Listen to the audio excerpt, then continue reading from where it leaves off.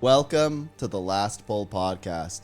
This is the edition where basically we just talk about a bunch of random stuff, but also the new expansion that's coming out next week. Or, well, when people are watching this, it'll probably be like the next day. But yeah, I actually haven't done an episode in a few weeks. I have been drowning in statistics. Yeah, so glad to finally be back. Got a big group of guests here. I'll just let you introduce yourselves, starting with Darens. What's up? I'm the Darens guy. The biggest slop YouTuber in Guild Wars 2. That's me. All right, Sil, you're next. I'm Silhouette Gaming. I'm also a slop YouTuber. And yeah. While everybody complains about waking up early, I woke up earlier. All right. I'm just putting that out. That's me. There you go. Wow. And I'm Mr. Mystic. I also make slop. It's just builds. So Nice. it's slop time. Yeah, when you say slop, have you ever thought about, okay, have any of you watched Big Brother? They force people to eat slop if they're what are called the have-nots, right? So if you lose the competition or you're like bottom 3 in a competition for a week, you're only allowed to eat slop for the entire week. And slop apparently is like this mix of protein powder, oatmeal, and like a bunch of other things. So apparently it's not horrible, but you're only allowed to eat slop. So people kind of doesn't sound break healthy. by that. You know what? Was it Silhouette that actually made that term popular? The slop. No. The slop. Was it you? Teapot. Was it Teapot? It was Teapot. But then, Teapot Silhouette did do the popularized it video, on Twitch, and then I made the slop tier list. which was very good. Well, I think a slop very good transcends Guild Wars 2, Twitch, and YouTube. It does. Though. It definitely does. It's like an ideology. It's a way of life. Maybe it's an epistemology, a way of knowing. So I mean, like, I think after a certain, while we're on the topic, right? After a certain like number of videos, once you kind of figure out, like, I mean, I think Darren's knows and Mr. Mystic knows like when a video that he's making is going to have a shelf life or not. Yeah. And that is where you determine the slop. But it's like, where's the line, right? Like, if the video is going to live for a week, is it slop? Probably, right? If it lives for a month, it might not be. There might be more intrinsic value to it. So To me, I think slop is more about the intentions behind it. Like, are you thinking about it like, I'm just doing this because I need to make a video about it and I have nothing important to say about this? If that's the way you think about your video, then it is slop. But if you have something good, like even if it's a news video, as long as you have something interesting to say about it, I wouldn't consider it slop. But do you consider it slop if you say something like, "It's time to read the update because none of you can read"? I mean, it depends. I think. I mean, that definitely it gets it closer to the slop category. It does. But So- if at the end of that video, after reading all the stuff, you say, "Well, what I think about this is this and this and this," and you give it a little twist to whatever the news is, I think it's no longer slop. But I think, dude, I've seen. Look, the MMORPG content creation sphere is full of slop of just people literally reading out the news. They say nothing else, and they're like, man, I guess subscribe to the channel for the next video, and it's just them Bro, reading the news. It's top crazy. 10 MMOs in 2025 Oh where my they just God. read the press release for each game. Yeah. And they get like thousands of views. I honestly, I want to be that. I want to do that. I should do that. I want to Wait, be the slop. Mr. Mystic, do you mean to be YouTuber, bro. sharing screen? Because you're They- you are sharing screen right now. Just so you know. What is Barnger? He What- was what looking was up Bar- Jay's what is- he just so exposed himself. He's like, you know what? This whole conversation, Oh, not I know what to do. interested. Snap. I know what to do with my camera. Oh my God. What? Here we go. I'm gonna share screen with my camera software. Boom. There we go. It works, right? Just crop it. Oh, no, that's. Is that better? People can't see this because you didn't you'd have to virtual cam that, but Okay, well, I it's did my best. Okay, I did what I it's could. just got a very diverse group of random people with various backgrounds in this camera software. Yeah, bro. Well, You got I mean, I do vignette. have You that. got watermark. I do have They're those all watermarks. AI generated, bro. Yeah, I know. Well, but Oh. my face is also showing, right? Yeah, so we got Well, Mr. yeah, in the Mystic over middle. here looking Okay, up that's the J important part. stuff. There you go. This is better than the laptop. You know, We have Darren's stream. I think exploring this is better. AI generated camera software. Okay, no. This is just look the camera software. It just has this as an option. I don't use it. It's just there. Okay. Wow. There you go. This is great. Moving on. Yeah, I thought this was about VOE. What's up? I thought we were going to talk about Guild Wars 2, but it turns out that we're not. We're not. This is not like anymore. the ultimate next level YouTuber slop. Like I give you some kind of catchy title, you click into the video because you think we're going to talk about that, but we actually like that's 1/100th of the video. Everything else is just slop. I think in the timestamps of the video, you should put all this part as slop. Like that's all until we actually start talking about Guild Wars 2. I think that's a good way of doing it. I'm worried about Mr. Mystic now. Did we kill? Did we kill you? Or are you okay? Have you survived? Oh no. He's dead. Something's happened. Something's happened. I don't know. He accidentally shared screen and showed that he didn't know how to pronounce Barger's name, and then he's imploded. He's imploded. He did. He did implode. Oh man, that was an ultimate caught moment. Holy, that was so good. Okay, well, while we're waiting for Mr. Mystic to figure that out, I actually have no idea what's happened.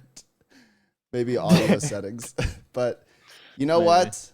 Visions of Eternity is coming out next week, and if people are watching this video, it's probably Tuesday or tomorrow. You know, because I'm doing a thing now where people can join the YouTube thing as a member, and then they get the video one day early to make them an elite class of subscriber. Oh. Yeah, so that's going to be interesting. But yeah, VOE is coming out. This is a big deal. This is a big deal for a couple of reasons. But the first thing I really want to talk about with this is this kind of ArenaNet's last shot to prove to us that this yearly expansion model is actually a good idea. Yes. You guys hear me again? Yeah, we Yeah, can. you're Welcome back. Okay. Did you Okay. figure out how to pronounce Barger? Are you okay? Yeah. Yeah. I got it. Listen, I was like, isn't it Barger or Burger? Like, what? Why is it so close to Burger? What's going That is on a good question. That is a You just very good couldn't question. move past it. Yeah, I was like, Before we- dude, I know I'm not crazy. Like this, something's going on. I tried to enable some cam, but I guess it's not working right. So, and it disabled my audio completely as soon as I hit the button. So Oh I'm my gonna God. just Oh, stay yeah. away from that. Yeah, I was worried about you there. Yeah. I had to Right. I don't know, I had to return on everything. Good. So to Very re-rail, powerful.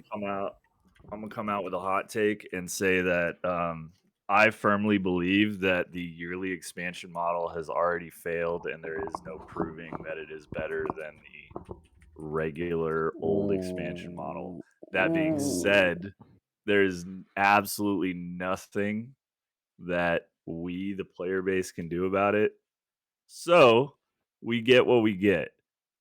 For what it's worth, I do think the package of Visions of Eternity, what we are getting with it throughout the season, right, throughout the year, is substantially more interesting for me than the previous 2 years expansion releases.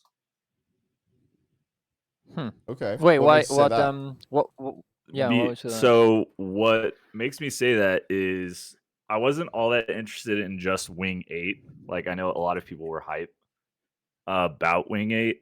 I'm more intrigued with what's coming out with the VOE LFG raid rework and the quick play being implemented into raids, that kind of like in the works, right? All of that stuff is way more intriguing for me than pretty much anything we got in Janthier or in Soto. Really? I do like the fact that we're getting more legendaries as well. The new legendaries look really cool, in my opinion. I think it looks better than Club Jarne. That's a good way of saying That's that name. a good I way like to that. pronounce I think that. That's very... Jeez. Club Jarne. That's like First we All right, can't that's pronounce good. Barger, now we're See, struggling with the spear. I'm telling you guys. I can't pronounce anything, so it's kind of my thing. You could I'm always look American. it up That's good, no? during I the think that's podcast. No. I like this. This is good content. This is good.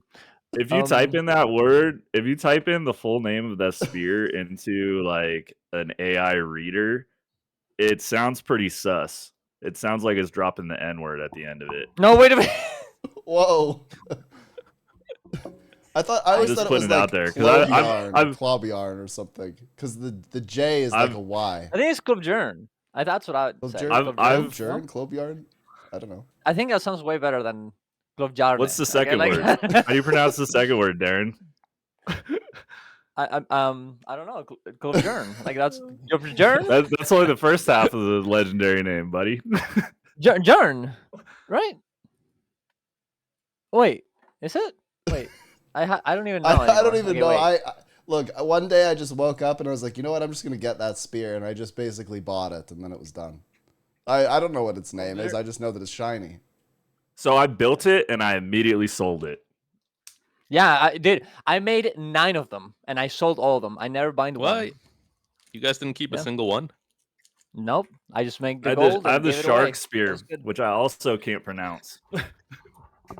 Yeah, that is true. It's Makes Hawaii. me feel well, That's why.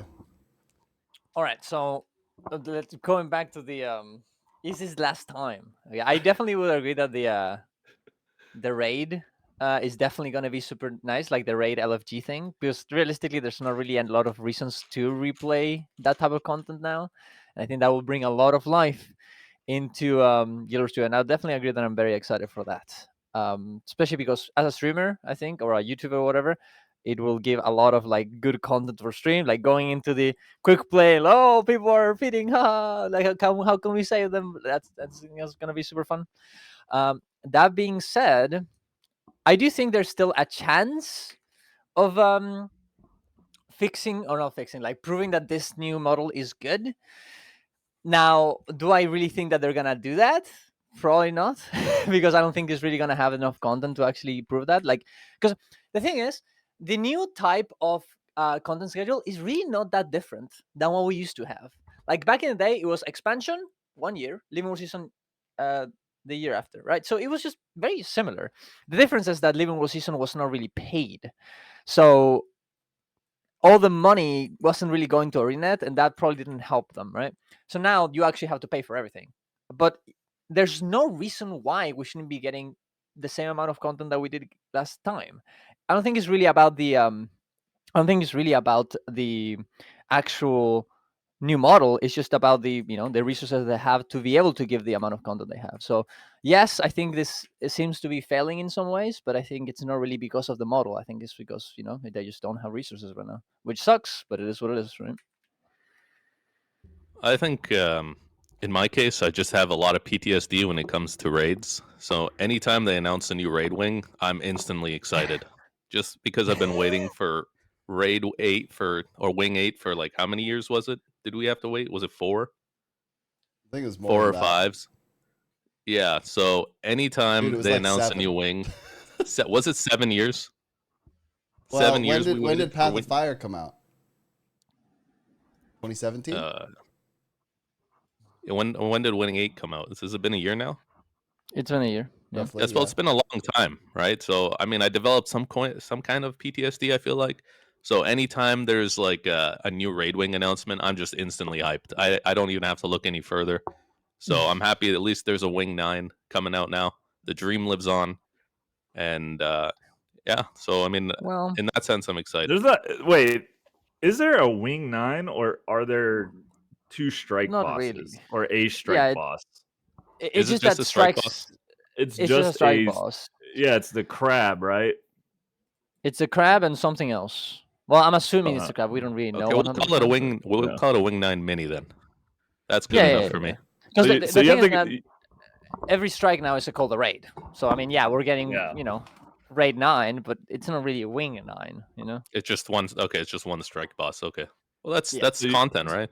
So you That have the it is raid PTSD where you're like, send me back. I want to go back, like in the Her I Locker. want to go back. Yeah, I miss those times. Want to go back to the jungle. I'll tell you And, like, this: we- I have been getting into raid trainings, and I know Sneb is the master and commander pioneer of raid trainings. I'm trying to make EU raid LFG great with my community by doing no rec, no experience trainings on the EU server because KP is getting way out of hand over there. Is It is now? horrible. Ooh. It is every single group content that you want to get into requires KP, and I always join and I never ping anything. Like people are so like trained, they're conditioned, they're Pavlov dogged into just like linking their kp.me as soon as they join the group. Now, some people might think this is great. I think it's not. What's going on in EU anyway? I mean, the first time I went to EU, right? I tried to join a group, and the guy, the leader, instantly messaged me and goes, "Hey, you have not shown your KP. Do it now, or I'll kick you." Right? So I went, okay, so it's a little more intense in EU, right? So we're in there, we're hitting KC, and one guy screws up and immediately goes, "Hey, I screwed up. I'll punish myself now," and leaves the party. Yeah, bro. That's EU actually is wild. common. I said, what's going on? I deserve this. I deserve this. Yeah. Get me out. Never block me, I've never seen everybody. that in NA. You've never experienced this? It is No. fascinating. Yeah, I've done a lot on both NA and EU, right? And on NA, it's just a bit like, can you get 10 people together? That's really the real question. Yeah. On EU, it's like, can you get 10 people together that aren't going to kill each other? Because it gets really It's weird. intense. I've had very it's like disparate experience levels in the groups before, and sometimes people just become, they just go completely unhinged, right? I've had people just freak out at me. They're like, "Why did you let this guy in?" And I'm like, "Because I told people it was going to be God. semi-experienced," and then they just like rage quit. Oh yeah. Yeah. Yeah, no, I recently helped Sylvari Reaper get his first Doom kill to work towards Coalescence.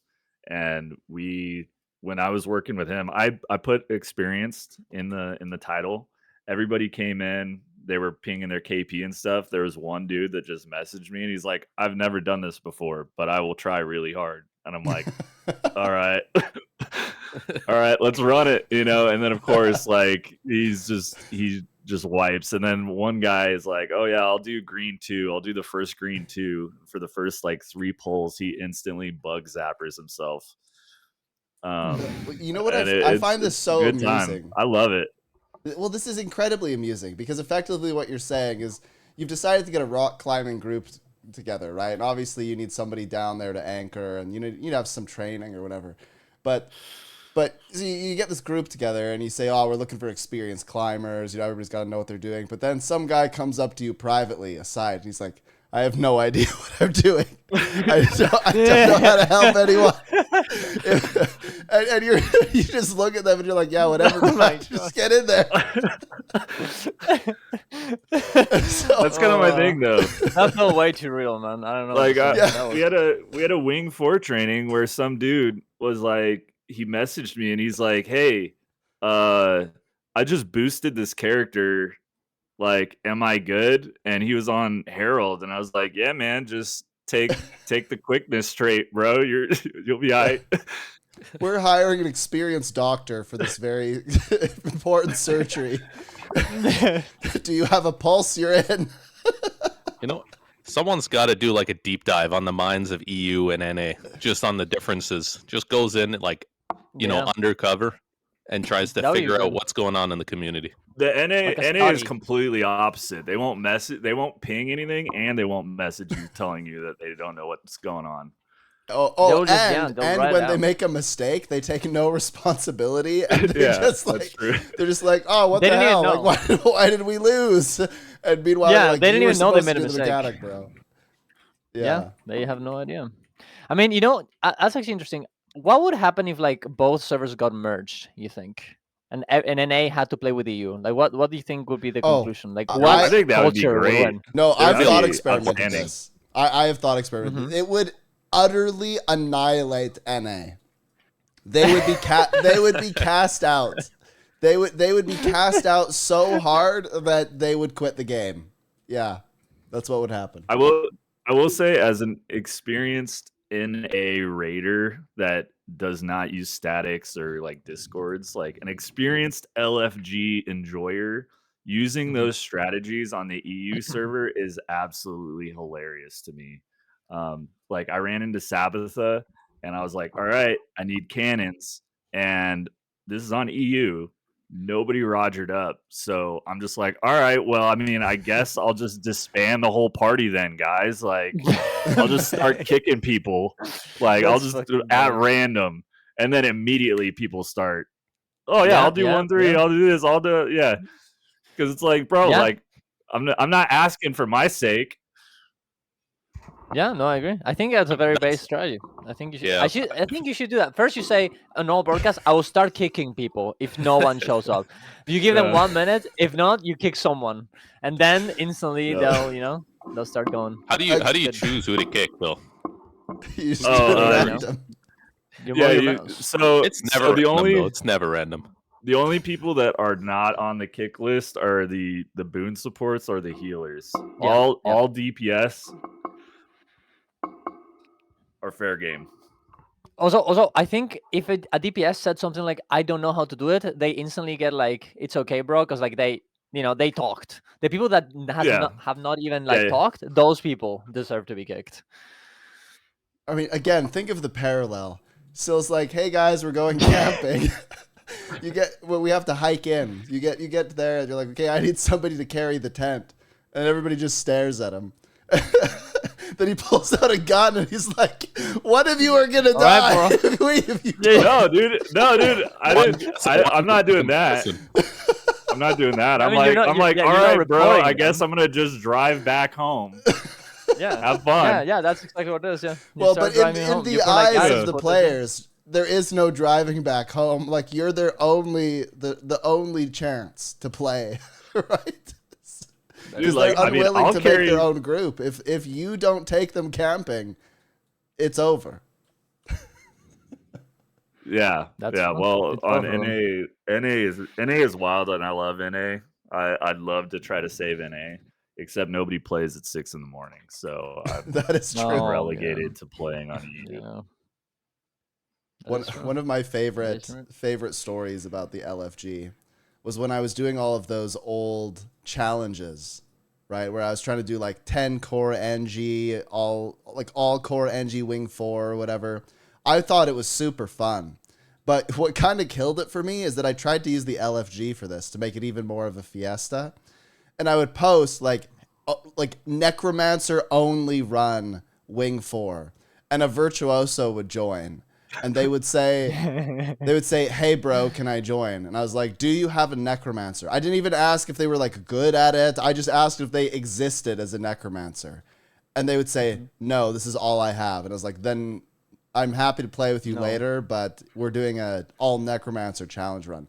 And then they would flame me out. They would go berserk. They'd be like, "This is toxic. Like you're being elitist. This is ridiculous." And I'd be like, "Bro, then make your own group. I'm like, what do you want?" Yeah, that's what happens. Maybe they thought that you were doing like necromancer only because it's like the base class, the only class that does damage. But yeah, that is not true. So speaking They of thought you were LFG, doing this. how Go ahead. exactly is ANET supposed to navigate all these challenges with the upcoming LFG system they have going? Because Yeah. there are so many mechanics that they probably have to remove that it's basically just going to become like a pinata, which may or may not be a good thing. Yeah. So you're asking effectively, like we've had a bit of a sneak peek into what appears to be a new quick play system, right? So you're effectively asking, like, what are they going to do with that for raids? Yeah, I mean, what are some of the challenges they're going to have to overcome, right? Because there's a lot of them. There's a lot of different mechanics they'd probably have to remove. I don't think they want people trying to hand kite. That would be a disaster. Just No, go in They there. wouldn't include that in and- quick play. Yeah. No. Yeah. I think that they should. I think Do you what think they quick should have play- hand guiding on quick play? I think so all right. So one of my things is the emboldened mode, right? Like all the trainings that I do, I do not care if people are geared or anything. I don't care about their experience because emboldened mode exists. So as long, I would say at a bare minimum, quick play needs to include the emboldened deal, because if you throw people into a raid, and even if it's a random party with no setup, as long as you have like a healer, if it's emboldened mode, you're probably gonna clear it. Let's be honest. Yeah. There are a handful of raids that require special mechanics that are like hard fails, like Doom Greens. Kadim has some stuff going on. Kadim 2 has some stuff going on. But outside of that, like, I mean, do you think Cardinal Adina with like max emboldened stacks, you don't think that? I mean, there is a CC bar there, right? So No, maybe people that'll. people would die to Adina with 100 emboldened stacks. Like they will die to the pillar. Okay, they will die To to the the tornado? flamethrower. They will die to They will Oh, yeah. fall into the Oh, floor. the wall. It's over.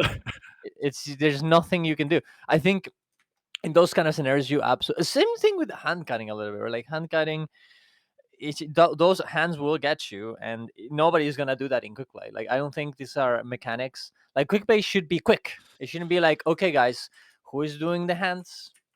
Who is Yeah. doing this one thing? It should be just be like, man, there's a guy and it's shooting me like a laser. Maybe I don't stand in the laser, and then So you don't what- stand in the laser, and you win, and that's it. What- That's What raids do you think should be included on quick plays? I mean, personally, I would rather every raid to be that in quick play. It's just you make it so sometimes certain mechanics don't happen. For example, right in Doom, you don't do greens, because if you do greens on Doom, the quick play cannot access, right? In Assault Horror, you don't do the add mechanic where you have to push them out, right? If you do these things to these fights that are fairly complicated right now, they instantly become super easy and super easy to understand and practice, which is what you kind of want in quick play too, and fun as well. I think they're pretty fun this way. But if you couldn't do that, then I think probably Wing 1, if you make Sabotage not have cannons, is probably fine. Wing 2, Matthias probably would be okay. I don't think Slothazor would work. Or with no mushrooms. Yeah, I mean, do that. you could. Well, Yeah, I guess you could. I guess. Yeah, maybe you can make it so the green thing on the floor just doesn't do anything. But then again, Probably you're what I would changing the do. fight, right? At that point, right? Like, Well, but okay, but look, which is all of your takes suck. Mine is the only one that's relevant. Here's what's gonna happen. They basically just need to take out any mechanic that requires people to communicate. That's how it has to be. So you're this copying my means- take, bro. I don't know what you're saying. I don't know what you're saying. Yeah, That's what I said. they're just going to take out any of those. They're only going to do a limited number of them. I think the reality is you have to ask yourself, why do they do quick play? Do they do it just to expose people to the content, or do they do it to teach them the raid, or is it a little bit of both? If it's a little bit of both, then they have to keep the integrity of what the fight is, but just make it so that you can never die. Yeah. So I think what's going to happen is you're going to get a fight like Veil Guardian, and it's just going to have no greens, and the Seekers will do like nothing, right? If you go into quick play, you should be able to never lose. Like there is a 99.99999% win rate. You will never lose. So do you think that once, like, let's say that does come to fruition, Yeah. Wouldn't that just straight up murder Soto open world legendary armor with its Rift farm? Because now raid legendary armor, assuming rewards stay the same, right? Like we're not talking about quick play doesn't I get don't think LI. quick play would give legendary insights. If I had to guess, And even if it did, I mean, couldn't you have said the same thing about legendary obsidian armor killing, legendary armor? I mean, if you have another option of doing it, it's gonna make some people not want to do it. I But mean, at the I end of the day, think it's different skins that look different, and you want to choose the one that you like the most, right? I think. I also think it doesn't matter. Yeah, I agree with that.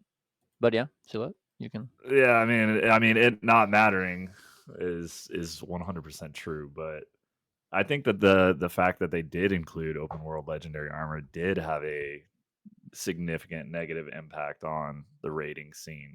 I think that people were like, oh, okay, I don't need to engage in this content at all. Never mind. I'll just go grind rifts for however long it takes. Or you swipe. That's also, you could swipe.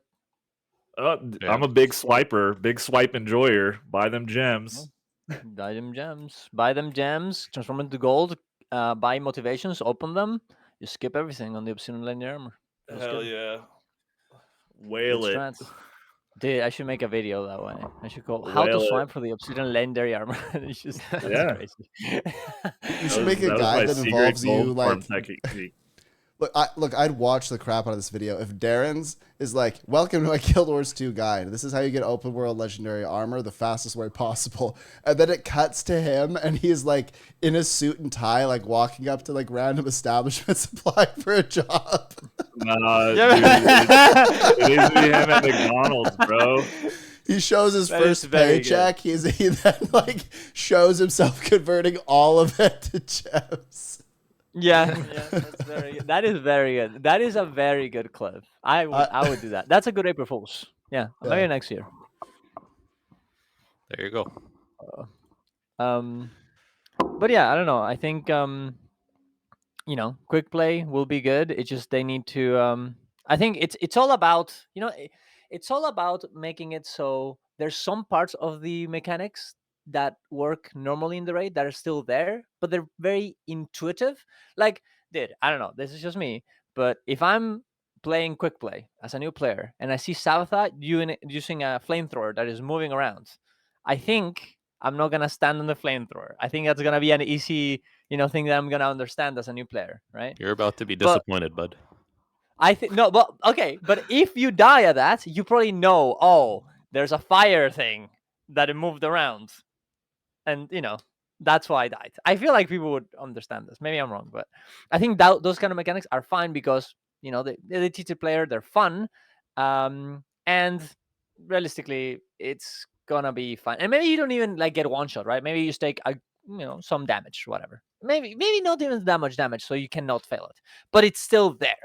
Now the cannons, that's a bit more complicated, so that probably shouldn't be in the in quick play, right?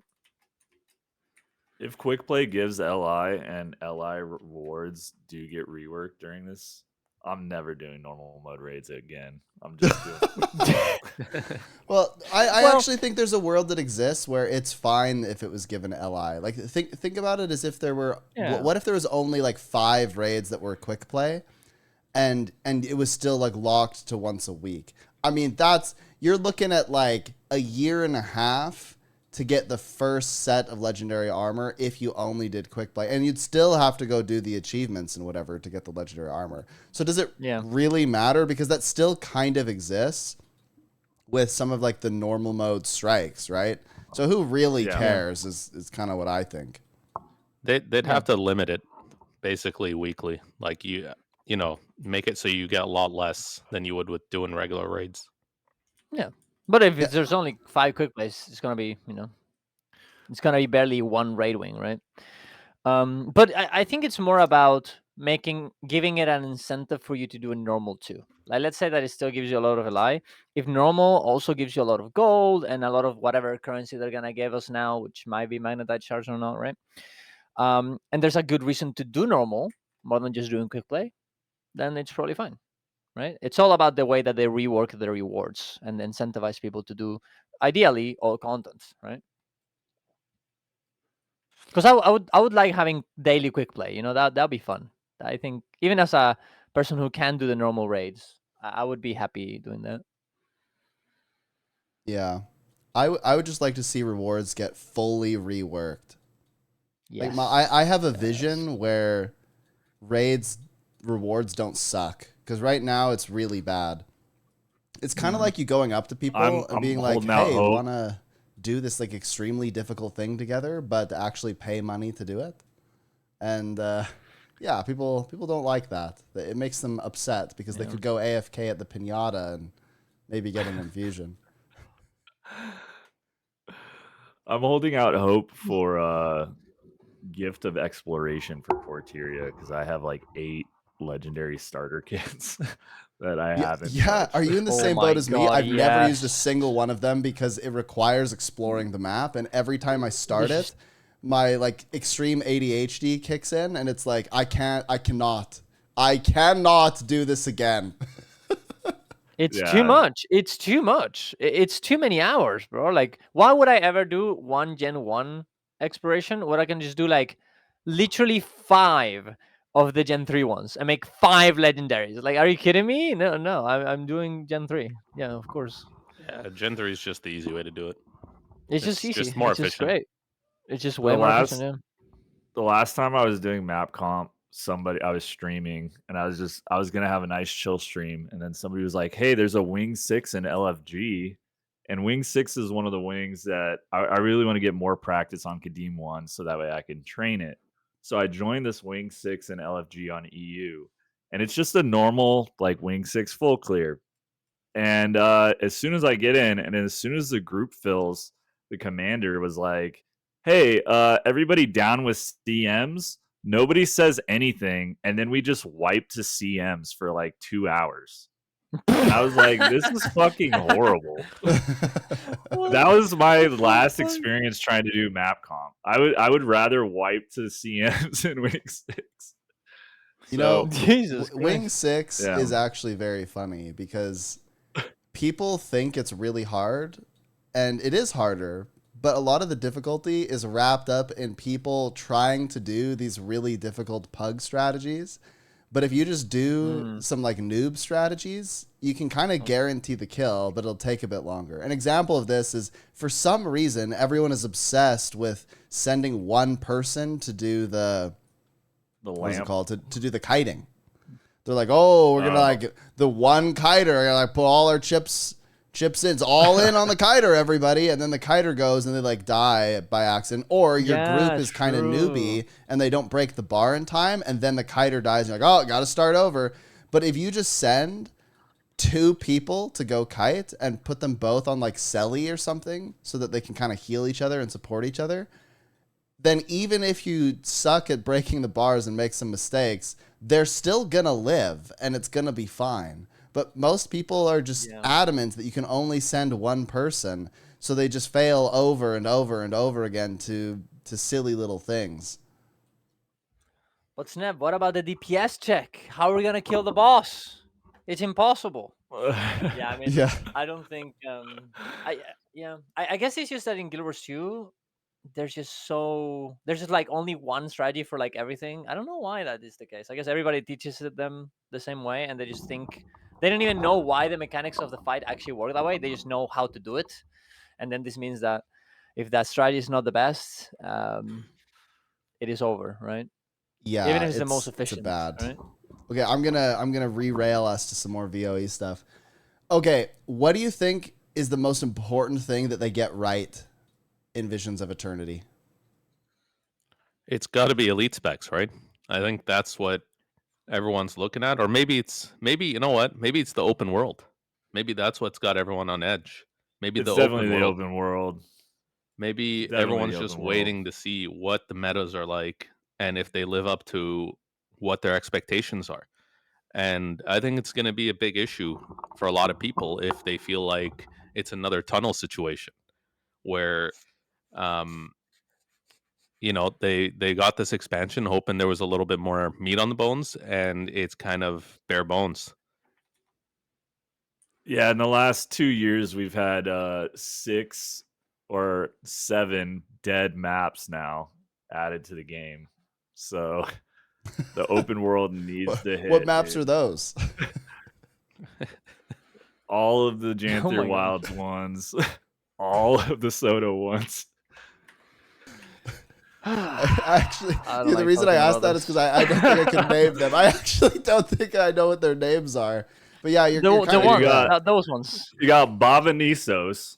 You got Mistburn Barons. That He one opened is the map. a He's cheating. He's literally absolute cheating, banger. dude. Absolutely not, dude. I am a Guild Wars 2 enthusiast. All right, the worse the map Yeah. is, the more likely I'm gonna play it. All right, I need content from YouTube. You know what I'm saying? But He's a hater, professional hater. you got Amnitos, you got Internios. Internios itself is probably, I don't know. I think most people would rather play the tunnel than play Internios. Darens, you do the meta train. How many people opt to do Internios meta over the The tunnel? thing, It seems like you're tunneling a lot. the tunnel. I mean, people like the tunnel because of the meme. Like that's the only reason why they like it. Like people, every time we do the tunnel because someone won it on a giveaway, they are like, "Yes, let's do the tunnel," and in the middle of it, they're like, "Oh my god, why did I make us do this?" And they're like, just like despair. Right? That's what happens. I will say I don't know. Inner Nails, I don't think it's really that bad. I think people like Epark because it's kind of like hard to like do DPS and you just go there and do DPS. I personally don't like it, but I've heard this a lot. And I think the first boss is also kind of nice because it's just Gangor, but like again, and it's pretty fast. I personally think it's that's one of my favorite metas actually in Inner Nails, the first one. And the middle one is like meh. So I don't think it's really that bad. It's everything. Everything else though is very not good. That's the reality of the open world in the last expansions. So it is very, and I completely agree that it is the thing that needs to be good. It needs to be the open world, especially because the legendaries most likely will be tied in some way. So if the open world is good and it's fun to farm, there will be an endgame loop for the next 3 months until the raid update happens, and then people will be like, "Oh, we're doing the meta. Oh, we're doing this mini puzzles every day or every week, and we're doing events in the new maps." And this will make it so people are happy with the new expansion, right? The elite specs are very important, but even though I like a lot of them, I think a lot of people are not happy with them. We'll definitely have to see what happens in the end. But even if the elite specs are good, unless you're an only PvP/Whoever's role player, and that's assuming that those elite specs are good for those modes, um, you know, if you don't have good content, the elite specs will only last for so long. So I do think the most important thing that they need to figure out is the open world for sure. Now, the thing that I think they've done very well already, I think I don't know. I feel like the elite specs are pretty okay. I think a lot of people are complaining about them, but I think they're honestly pretty nicely done. Some of them not the best, but overall, I think they're pretty good. And I think the raid rework looks absolutely great, and I think it'll be very hard to fumble that. I don't want to jinx it, but I think they've done a good job at those two things, personally. Yeah, and I think it's important to look back at some of the more successful metas too, like Heart of Thorns, and just see what worked with those, and try to Yeah. maybe not copy them one for one, but take the aspects that worked with those and try to apply them to the new metas. Do you think people I think want that's a really hard. difficulty? Do you think people actually want difficulty?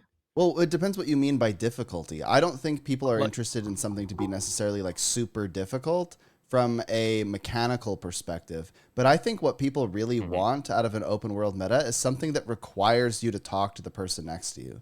They want some level of coordination, but they don't want so much that it's impossible to do either. So if we look at like historical meta events, people have mixed opinions on Dragon's End because some people feel like it's too hard for them, right? Maybe the DPS check is too high for some people. I personally think they fixed Dragon's that. End Yeah, you're right. imploded the community. It imploded. Well, it had like less than a 20% win rate. On fire. Yeah. But now Dragon's End, I feel like Dragon's End is in a good spot. It's challenging, but it's very doable if you have a commander and people that just do stuff, right? If you swing your sword, you should be fine. Yeah, you should Yes, theoretically be fine because of the power creep. But the real interesting thing lies with something like Triple Trouble. Triple Trouble is actually difficult, but not necessarily from a mechanical perspective or from like a DPS perspective. They're actually quite easy from those perspectives individually, right? If you think about it, it's like, oh, take barrel, go put barrel at the worm. Like that's not a difficult thing to understand. But what is difficult is the coordination and the synchronicity involved. You need to be in alignment with everyone else on the map. That to me makes meta events really interesting. I don't care about DPS checks. I don't care about mechanical complexity in open world. To me, I want coordination and people working together. I want there to be a purpose in talking to the people in the map. That to me makes things really fun. So that's where the balance is going to be, at least for me. And I have an example where this fell apart, actually. An example is in Janther Wilds in the second map, which name I forget because honestly they're not. I just can't remember. But anyway, Janther Sindri. That one, yeah. So that meta map event, the Titan meta. The Titan meta was actually based on launch because it had a game-breaking bug that made it so that you had to communicate. Right? It made it very much akin to Triple Trouble because you had to talk. And if you didn't, you bugged the fight, right? So there were high stakes. It was really fun. Yeah, you don't remember the bug? Well, I don't remember. I do remember it existing. I just don't remember what it was. Okay, context. The bug was basically you had to get it to one of its phases, but you couldn't put it past the phase until the other group got it to the phase. It was something like that. Because if one group was too far ahead of the other, it would just bug out. So you had to be really in alignment. Like you had to really balance both sides. And that made it super interesting. But then what happened was they got rid of that and then it completely trivialized the fight. This is like fascinating because there's still a level of communication that needs to happen. But the communication level is so low that the fight is actually uninteresting now. So commanders and experienced players don't want to go do it, regardless of how good it is for gold or whatever, because you just don't have to do anything, right? Like it's too easy. So there's this weird balance when it comes to meta events. You don't want it to be too mechanically complex, but you want it to get people to think a little bit, like putting a barrel at a certain spot or whatever. You don't want there to be too high of DPS checks so that people freak out, like in the Internios or whatever, right? Where you're fighting the crab boss and everybody's like getting carpal tunnel. But you want it so that it's a meaningful experience and so that it's memorable with the community. And the only way to do that is to introduce a level of coordination complexity. So that's what I'm looking for the new metas. I want coordination complexity so that it's meaningful to be a commander there. But if you don't have good rewards with that, then no one will do it because the risk reward is too high too. So it's a really difficult thing to design a good meta event, in my opinion. Yeah, I guess so. I mean, I definitely agree with those things, but I feel like Arena has been doing metas in a weird way where they like artificially longer than they should be. Like the Balanisos event, you know, you do the Gorsovo boss, okay, and then you have to sit there waiting to like break this wall with your turtle, and then you finish the wall, and there's another wall, and it's like, why? Why is there another? And then you have to go again and to like kill this weird like blob, and then at the end there's like kill more blobs, and there's no boss, and it ends. It's like, what? And then you think about even something cool like the bug queen. You have to run around squishing bugs on the workflow like for so long, and then you do it once, and then you have to do it again, and then you have to do it a third time. It's like, why can't we just this is a cool mechanic, it's fun, just do it once and you're good. Maybe twice, okay, fine, but just you don't have to make it this long. And it kind of scares me, honestly, um you know, for the new expansion, because they said that the new expansion, specifically the first boss, wants to be like core world boss difficulty, which is like, I mean, I get that it should be easy, but like, is it gonna be fun? I don't know. And I don't know if they've said, and they said that the metas were gonna be better in the Wilds. So why? And they really haven't talked about it anymore for Visions of Eternity. So I'm like, I don't know. Are Yeah. they actually gonna change something here? I Well, don't know if they Yeah, will, and that's a bit scary. I think that time commitments are a pretty big deal, and that's the reason why I kind of stay away from some of these newer metas like what's the ideal Innernios meta and time Dragon length for Time. you? For me, I would say the like start to finish no longer than like 15 minutes, 20 minutes. Okay. Because you're talking about like I come from the perspective of like, okay, I have like an hour to an hour and a half of playtime. And so if a meta takes an hour, I'm like devoting that day's worth of gaming towards this one meta event. Whereas if it's like 15 minutes, like, all right, I could go do that. Maybe I could jump into some fractals or do some other shit. But if it's like 10, 15 minutes, that's like perfect meta time because you know you want to be in a meta train, right? You want to jump in, jump in, jump in. People's brains are fried, like they can't pay attention to anything anymore. So I would say 10 to 15 minutes, start to finish, pre-events, main fight, loot phase. 15 minutes is probably my limit. And I do think there's like a possibility of having metas that are long, right? Like 40 minutes. I think it's but not every one of them should be. And it feels like every one of them right now are like this. Like in Innernails, first part, 30 minutes. Second part, 30 minutes. Third like first second, third part, 40 minutes. And it's like, Jesus Christ. Like Yeah, I'm this not is sure. way too much. I'm not sure people in Um Guild Wars 2 like longer content. I think mean, I some think do. people like Drizzle Coast back in the day, like North and South. I think they liked it. I don't. I don't know. I think some people like that. I actually think the community is Well, yeah, fairly of course. divided on this. I think they're fairly divided, but I would argue that a majority of people are like Sil here, right? They say I've got a limited amount of time. If you make it take an hour to do this meta, then you've killed all my time, and sometimes I won't be able to finish the meta. You need to make it so that it ends in a reasonable amount of time, so that you can do the entire thing in one play session or not have to leave partway through. Sure, but I mean, I don't think every meta has to be this way. Like, I think most metas should indeed be like 15 to 20 minutes. And you can see this in the older ones. Like Chak is like what, 5 minutes. Like Octavine, same thing. Like I would. What are even very long metas from back in the day? Other than one every expansion, like Dragonfall, like Drizzlewood, like Drakkar is 15 minutes, right? I mean, you So got I think it's Dragon's Stand. yeah, but Dragonfall is like 30 minutes at max. Well, now maybe not back in the day, but now it definitely is not that long. No. Yeah, well, yeah, no, it's pretty quick now. And if you look at the dynamics of that event, there's so much that you can do on that map, and I think that that's kind of what was missing from recent that I would like to see. All right, getting back, I would like to see that style of meta that's fast paced, but it has a lot of variety in VOE. Like if the map meta is like Dragon Stand, where there's a lot of variety and stuff to do, or even what's the map that you kill Kralkatork on? Spoiler alert. Is that Dragonfall?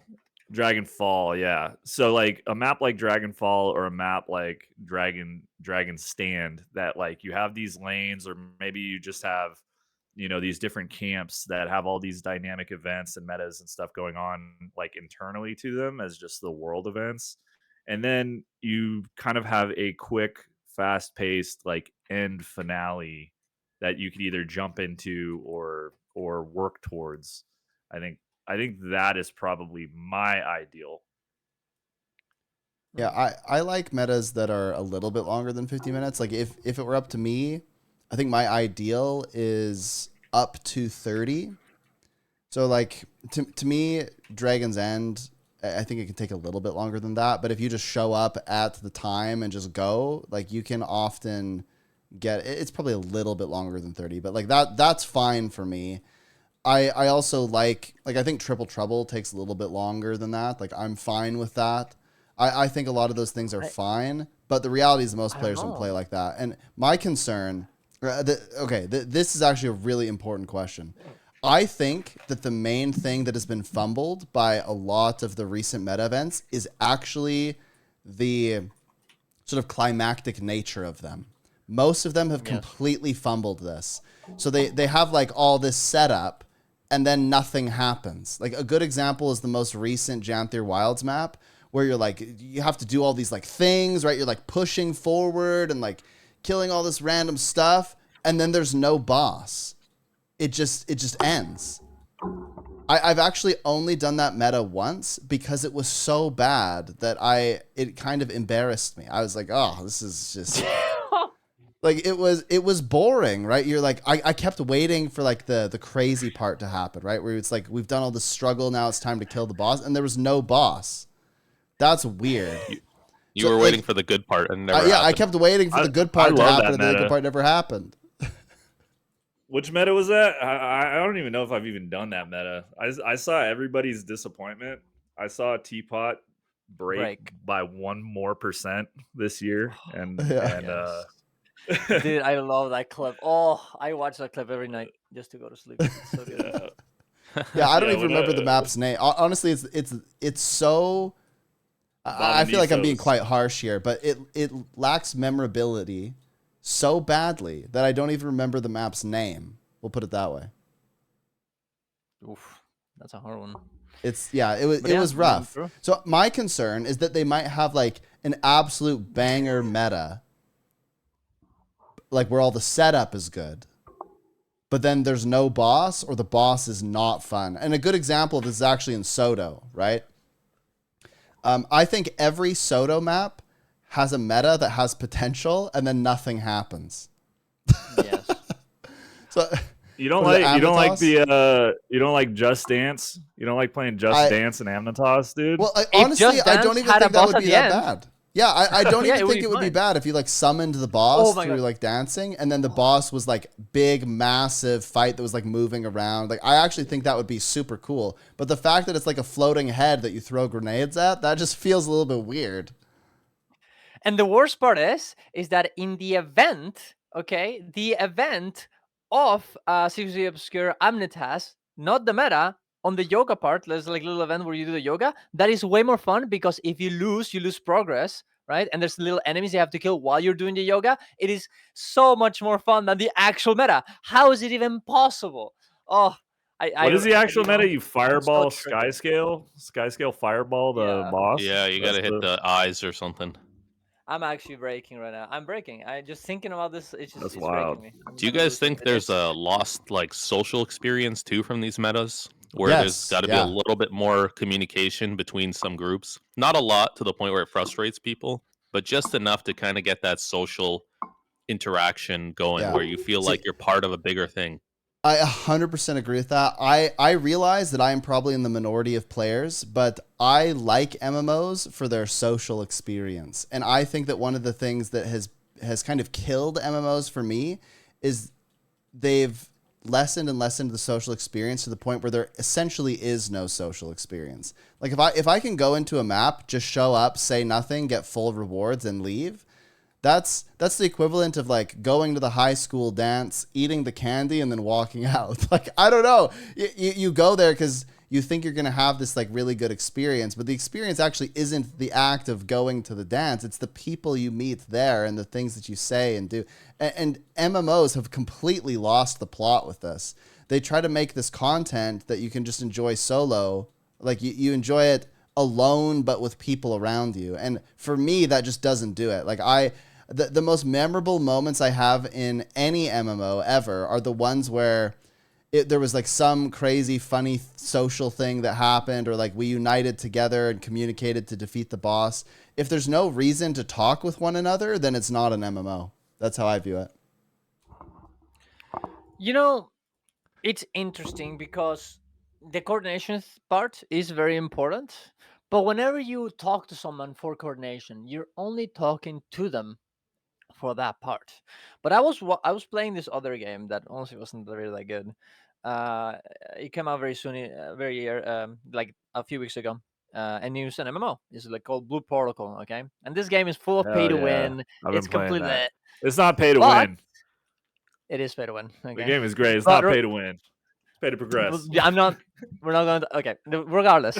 The thing is that this game has a lot of like meh activities, like going to the city and dance, and like Yeah, you're it's not really horrible. doing anything. But the thing is, when people do that, they start talking to each other. And whenever you're doing a full rotation on something, even like Dragon's End, you're not really gonna talk to each other because you're blasting. And I think there's definitely something to be said about you do Dragon's End, and then after you succeed or fail, you talk to each other, and that's fine. But I feel like for metas to be sociable, they need to have a little bit of coordination while doing it. And then at the end, you have to have a little situation where you can talk. Octavine is a great example of this. There's a little coordination. Oh my god, South needs to do faster because we're not gonna make it. And then you Yeah, do you it, get to and then type you collect in panic the in chest. chat. Yeah, and you That's true. talk panic in chat, and then you're collecting the chest, and it's like, oh, we did it, and you start talking, oh, who put the aviator's box on the chest, guys? Right, like I don't know. Stop And then portaling me people under the just talk. map. Yeah, you get to complain about that. Yeah. Yeah, you get to complain, and people talk, and like that's nice. That's a nice thing, I think. Whenever I'm doing meta events, I always talk because I play Heal Herald in all meta events, and I just leech hard, dude. So I'm chatting up a storm, dude. You're just trolling the map chat, getting full I'm doing loot. my part. Yeah. He has all his facets on and he's just typing. Yep. He's typing. That's a good strat, dude. It's actually good for the community, I feel. Yeah, I mean, they get boons. No. They get boons and a social experience in their MMO all at once. Great. Yeah, I do. It is a legitimate fear, though. I do fear that we're gonna get like half. It's gonna be half good because that's what's happened with Janthir Wilds and Soto. There've been a lot of events that are half there, right? Like one part of it is really solid. Like I would argue that Internios is solid in the lead up, but the boss is kind of like what, right? The crab. Yeah. The lead up is crab. like really epic, like going through this like temple of evil, and then it's just it just falls flat. No, I agree. It does. But look, it'll be great. The meta will be great. Surely. How important do you guys think the story aspect of VOE is going to be? Because I feel like both of the other ones were kind of fell flat. Do you think that is super important? area? To be honest, I think it is important. Oh, you think so? Debate. I think so. I think a lot of people. Play this game only for story.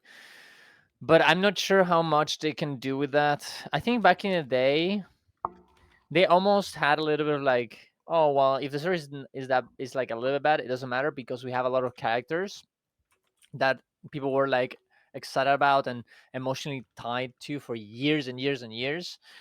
But now we don't really have that. So I think now if the story is bad, it's very noticeable and people just don't really they don't accept it at all. And whenever the story, like, dude, every patch the story isn't bad, people have lost their minds. Like the whole like community becomes like this hell zone of war, and saying the worst things ever. Like I mean, some people say that I'm like Doom or whatever, but when story is bad, everyone in the community is the most doomish person ever, and they really can't. They need to figure out. I mean, I hope they did it. I hope they figure out a way of making story good, but because if it's not, it's gonna be a bit of a disaster. But I guess we'll have to see. Well, the reason I don't think it's super important, and I'm not saying they should make it so where the story is horrible, but as long as it's decent, I think the other content, as long as the other content's good, I think people are willing to give a pass to the story. As long as the open world is great and the other stuff they're receiving is good. If they completely drop the ball on story, though, yes, people will be mad. People will be angry. I'm just gonna say it. It If is they do definitely a another Janitor conventional Wilds, mode. it's totally over. That was It the is most completely over. horrific experience I have ever. Look, and it wasn't even really about the is story. over. It was about how the story played out. Like, do you not all remember sitting in a room for 2 hours or something? That's probably hyperbole, but you're sitting there forever, and this NPC is like, ah, yes. Do you remember this time? And they just talk and talk. Look, we can find the soda poppin' clip. That man was mentally broken, and he was being paid to play this game. Yeah. The thing is, he doesn't care about money, so he's like, yeah, but this sucks. Yeah. My man was Other streamers at the literally very at work. least were He's like, like, "Oh shit, this is a job." yeah, like other streamers at the very least lie, but the Soda is like, no, this is fucking trash. Yeah, I think I That's can what say he'll this say, because like- it's been over a year now. But do you know DMT, Darth Microtransaction?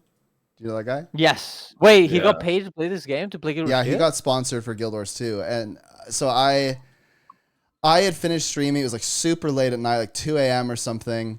I had played all day. I raid him with like 1 billion people because drops are big. And he was like, he was lost, right? He finally made it out of the torture chamber room where the NPCs were Oh my yapping. God. And he was in the open world in the first map, and he was just like walking around like killing boars. Like he was just like a little bit lost. There's like no context, right? So I say in his chat, I'm like, look, man, do you want me to show you what the game is actually like? And he was like, hell yeah, brother. So we linked up on Discord, and I was like, here, like, let me take you to a few key places in the map so you can like see like how cool the map is. Took him to like the bee place and did like the jumping puzzle. Yeah. Then I took him into a raid. Then I took him to a bunch of places. So then, he ends the stream. Afterward, I'm chatting with him a little bit. And I'm just like, so like, what was your experience like? And he's like, bro, I actually was like kind of interested in this game even before they offered me the sponsorship. But he's like, I'm just a little bit confused because those NPCs yapped for a long time and there was just like no context. And so I think every sponsored streamer went through that, and it was as a fan of the game, it was like, oh no. So Bro. they cannot do that again. The story like was just, I don't even know from a content perspective because I'm not much of like a story nerd. I'm not a lore nerd, but I respect it, right? I respect it when people give me random trivia about the game and I have no idea. Like I like that, but it's not for me. And unfortunately, like the forced participation in that, I feel like is equal to you just like forcing a lore nerd into like Doom CM. Like it was just, Yeah. So I personally like the Guild Wars story. Like I've been playing this game. I played Guild Wars 1. I got Guam like from back in the day, right? Like I've been sticking with this franchise for a long ass time, and I understand the story. I'm reading the books, all of that stuff. Like the raid stories, I feel are excellent. I would love to see like go back to the Hall of Chains and figure out how Desmina is doing after basically a coup d'etat, right? But there's like the story beats post dragons, right? Like towards the end of the dragon saga where everything got kind of just massively wrapped up real quick. The story kind of fell off a cliff since then. And I don't know whether it's the actual lore. Like we haven't had too much outside of like the problem is, like Sneb said, it's like not necessarily the story itself, it's the execution and the way they choose to tell it in game. If I go to this map and I'm expected to go collect 1,000 books in the open world to figure out what the fuck is going on, I am going to uninstall. Like Yeah. it's gonna be bad. They need a more direct, like voice acted way that isn't the Berenstein Bears teaching you about their grandma's history. Dude, you know what the yapping room reminded me? It's like if you're at Disneyland and you're in line for a ride and you're like really excited for the ride, but you have to stand in the line and the line is like kind of long. But then there's a person next to you, and they're like, "Let me tell you about my multi-level marketing scheme," and you cannot leave. So you have to sit there and listen to their pitch for like half an hour before you can actually get to the ride. Yeah. Yeah, the only thing you could hope for is that it's Cutco and not Herbalife. All right. I mean, I'm not gonna lie. I'm so used to them just yapping in the story. I just have another tab open. As soon as like an NPC starts talking, I zone it out and watch something else. Like, I'm so used to it at this point. You know, like when like someone's talking to you and you're just like, yeah, oh, that's cool. You know, you just throw those buzzwords in just to keep them engaged. Yeah, really? Yeah, we'll circle back to that. Yeah, and I'm just that's me basically. Anytime an NPC talks. Because I just know it's going to be 2 hours. Hits them with that 8, that's crazy, bros, and then they just keep going. You know, it's interesting. Someone said, I don't understand why there's no skip button for dialogues. Dude, Final Fantasy XIV, a main story game has this, and Guild Wars 2 doesn't. Why? Why? This game is way more about gameplay than Final Fantasy XIV is. And realistically, skipping the story in Final Fantasy XIV is kind of like skipping the entire game.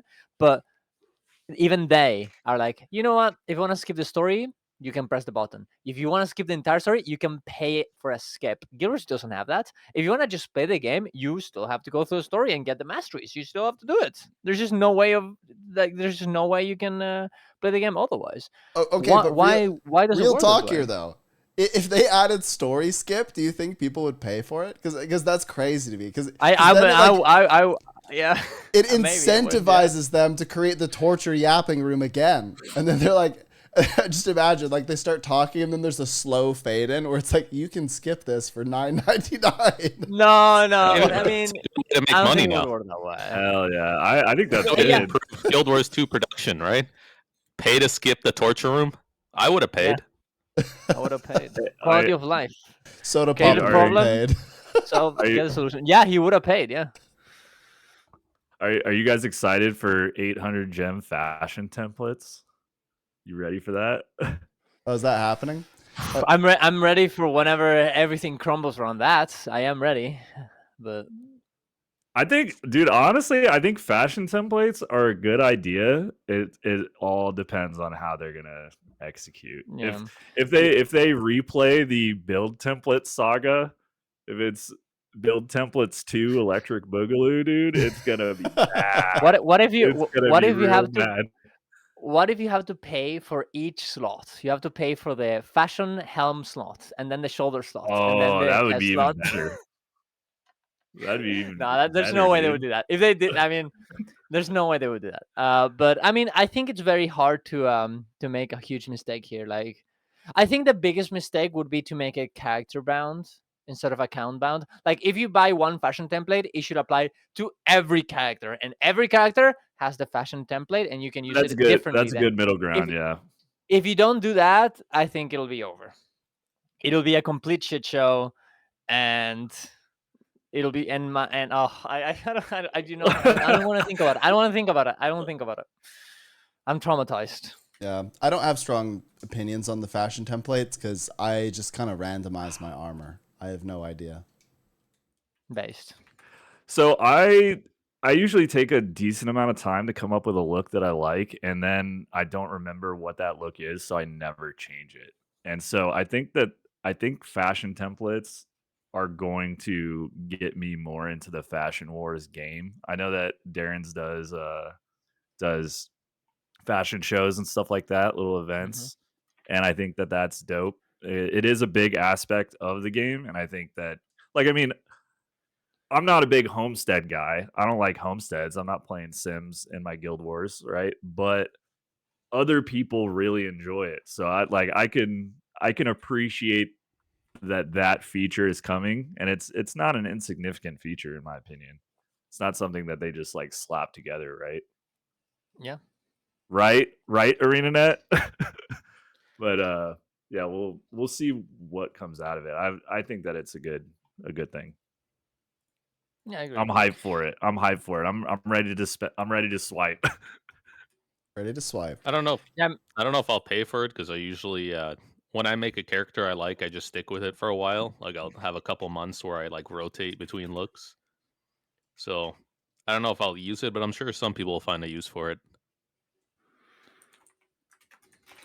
Yeah, I think a lot of people will be excited to have fashion templates, but it's tough because it's one of those things where it doesn't really appeal to me all that much. Like I just kind of am indifferent, but I recognize that other people will like it, and that's good for them. But hopefully it's not one of those frog-wide situations where it's like time to take all the money.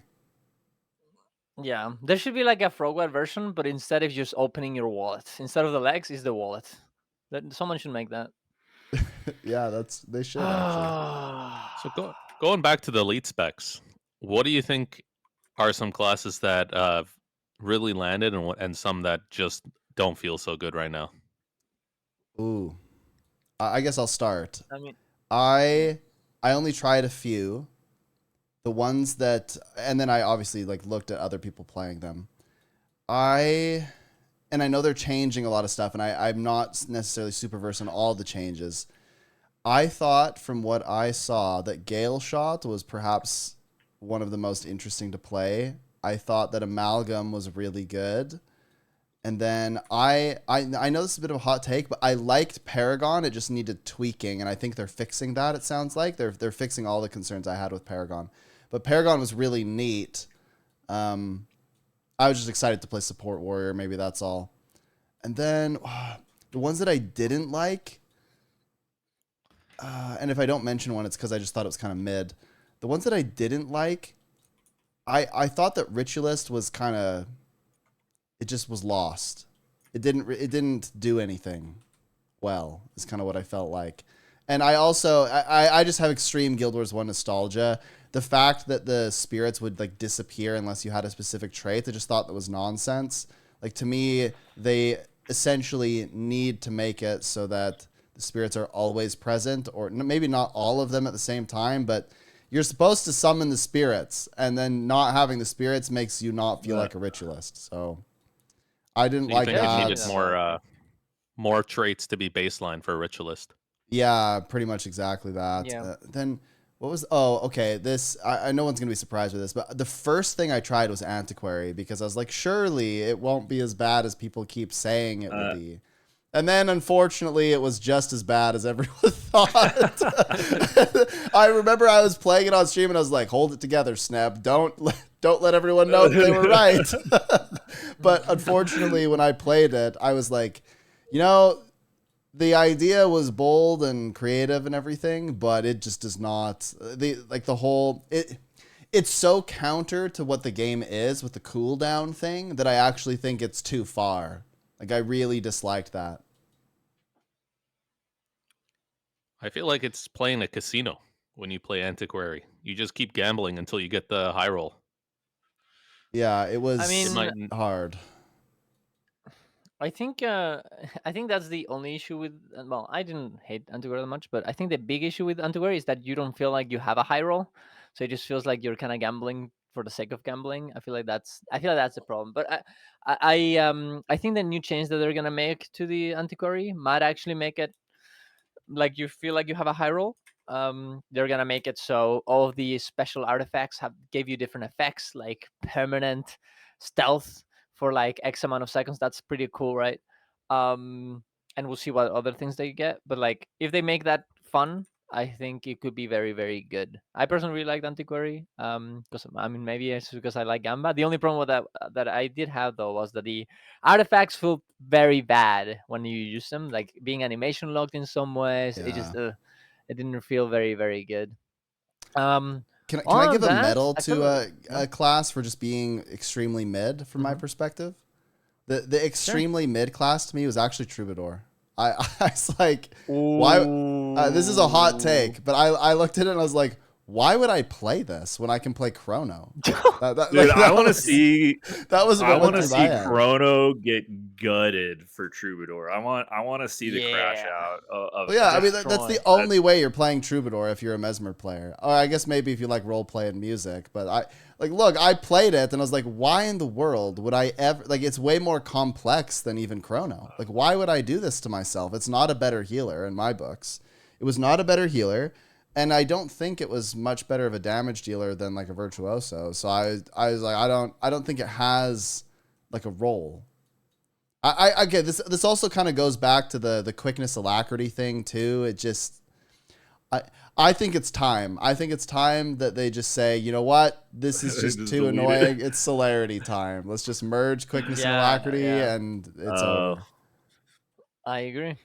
I think that would solve a lot of issues. So I didn't play any of the classes, and I have a thing. I don't know whether it's because I'm a special needs individual or not, but I have a thing that I don't like changes a whole lot, and so I know that if I played the beta and I really liked something and it got changed, or I really hated something and it got changed, I just don't dig it. Right? Like I used to She will be a crash out. really big Renegade player. Used to play the Condi Renegade, the Alack version where you were like full DPS and then you'd have two of them in the same group, right? And I really Yeah. enjoyed it. And even though it was high APM, I really enjoyed that build. And then they reworked the whole class, and now I never play that class anymore. So what I opted to do this time around is just, well, for all of the options that we've had, right? I haven't played any of the betas for any of the elite specs, but I typically don't really deep dive into them until after the first balance patch post release, because they're going to clean up a lot of stuff from the beta. They're going to take a lot of feedback into account, which we've seen already that there's going to be significant changes being made. But then once once they get put into live and then people break them even further, they're going to get changed yet again. And so for me, I'm looking forward to all of the healing support specs because that's primarily what I play in the game is the heal support. So heal warrior, troubadour, stuff like that. I'm looking forward to seeing Chrono getting gutted and dethroned again, so that way Firebrand can reign supreme. But beyond that, um, I mean, I kind of interrupted everybody, but those are my thoughts on elite specs. Yeah, no, I think that makes sense. Um, okay. I mean, I feel like most specs are pretty good. I know a lot of people memed on like Luminary for a long time, but I really thought that Luminary was like super good. I don't know, I like thought I think Luminary is one of the better people were ones. crazy. Yeah, I thought it was Really? so fun, and I Like think people just didn't really understand how it thematically, worked. yeah, thematically speaking, I think Luminary is one of the more interesting ones. I don't know where it's going to fit. Like, I think it's likely going to be an Alack DPS, right? It's going to take that role from the Willbender, and that's going to be where Yeah, it which is fits good. in the meta. But I felt like Luminary was well put together, galeshot well put together, most stuff mid. Antiquary, Antiquary from a lore perspective, everybody kind of shit on it based on its thematics. But if you read Ghost of Ascalon, like Dougal Keen is a thief, he's a tomb robber. It fits, right? Like it does exist in the lore of the game. But it's just mechanically speaking, it's like yeah, it's a lot of dice rolls, it's a lot of RNG. So I don't know. I'm looking forward to Luminary. I play a lot of Guardian. Um, and then maybe the Conduit might actually be good. I think Conduit Yeah, got a lot of flack in the beta, and they took a lot of that into account. So hopefully the Conduit comes out. Besides that, everybody's hyped for Amalgam. I'm hyped for Amalgam. I think bro. everybody's I am ready to not. slime, dude. I am no longer hyped for Amalgam. They No, ruined it, bro. No, like they share. I like the fact that they make it so you can no longer share your special effects is so boring. I hate it. I think that was like the best part of the spec, and I'm not even sure if I was gonna use it that much because it's probably pretty niche. But that was like such a cool little thing. Like you can make your effects and share to other people to give them life steal or all this other stuff. It was so awesome. And I know that the they quickness and accuracy is too much, but just delete that part. I don't know. they need to bring Don't that ruin the back. other set, man. They need to bring back unique unique effects for the different classes. Them getting rid of that was a negative for the game overall.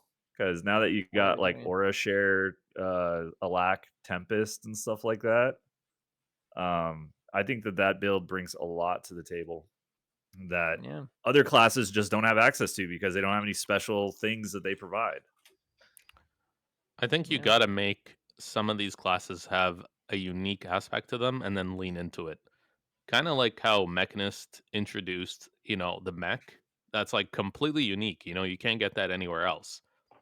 You might not enjoy mech, but you got to give it that it's unique. It's something new, right? I think a lot of these, some of these specs are just different ways to play an already existing elite spec, and I think that bothers people a little bit because they go, well, why would I play this elite spec when I can just go back to Chrono, which Chrono has more to offer anyways, right? So why would I play Bard when I can play Chrono? And I think that's something they gotta look into and maybe lean into more. Otherwise, people just are gonna shrug off the class or go, it's not interesting enough for me to actually want to try it. And I think it's fine if it's Yeah. OP too. I think if something's fun, they should prioritize that before worrying about how broken it is. Right? As long as Oh within yeah. reason. Within reason. Nah, I don't even think that. Full Urson way, dude. If this is the last X Oh, pack, yeah. full Urson way, and then we will quick play all raids with massively broken power creep.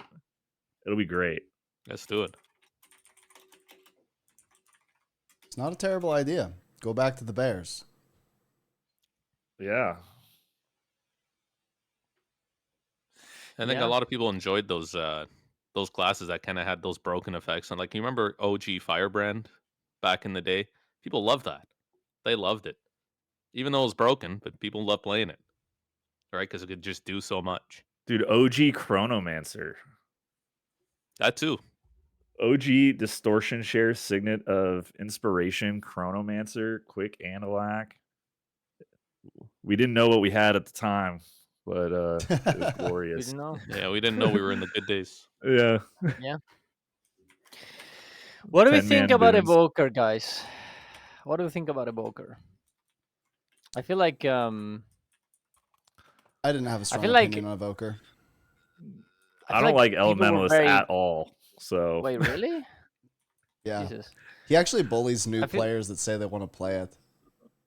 I don't bully anybody, but I do think if you do this, if you play this game and you are looking at your character selection screen and you scroll over to Elementalist, you need to seek a mental health professional.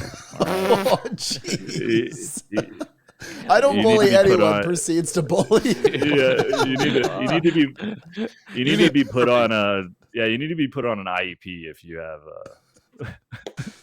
You don't need Jeez. bullying. You need mental help. Jesus Christ. Every chatter is like doing the doing like the Pepe hands right now as they like hover over their 7 elementalists, all with different Yeah. fashion template. Oh man. I mean, I feel like people were excited for Evoker, but as soon as they started playing it, they didn't really like it that much. And I know they're making some changes, but it seems like the changes are pretty non-major, and I'm kind of afraid that it's gonna just because I didn't hate it that much. But the only thing that I actually liked was the one attunement thing, because it would give you 10 seconds cooldown reduction whenever you press F5. It felt very good. But now it's the F5 is gonna be automatic. So the only thing that I actually liked about the spec is going away. So that's a little bit frustrating, I guess. Well, I'm kind of afraid. I got a question. Mhm. What is the difference between Evoker and Catalyst? Well, I mean, first Animals. of all, I don't think there's that much, right? I don't think there's that much. But I think the difference is that only in the single attunement thing, right? Like, is the fact that whenever you press 5, you get that cooldown reduction, and that feels very good. I think also the other difference is that in Catalyst, you switch in between different attunements a lot. In Evoker, you don't really do that. right? So like usually in Catalyst, you feel forced to go like to press all the 5s, right? But in Evoker, you don't really do that. You want to stay there in 1 as much as you can, which I think is a significant difference. It's just that because they didn't double down on this difference, it feels way more similar than it should, right? Yeah, I mean, I agree with that. I feel like they should have doubled down a little harder on the actual animal interaction. Give it something to feel more interactive rather than just kind of it. Now maybe even autocasts, you just leave it on and it just does its thing, right? Yeah. There's I guess nothing it's actually different you're than interacting with. I guess it's different than Catalyst because you don't even press F5 now, so Yeah, that's there you better. go. Like, I mean, Catalyst has Yeah. animals too, right? The Jade Spheres. yeah, it They're does. they're It animals does. too, right? What's the sub goal to make Silhouette train on EU using Selly Heel Tempest? Well, that's kind of based though. That is Dude, pretty I will play it. I think Auramancer Heal Tempest is great.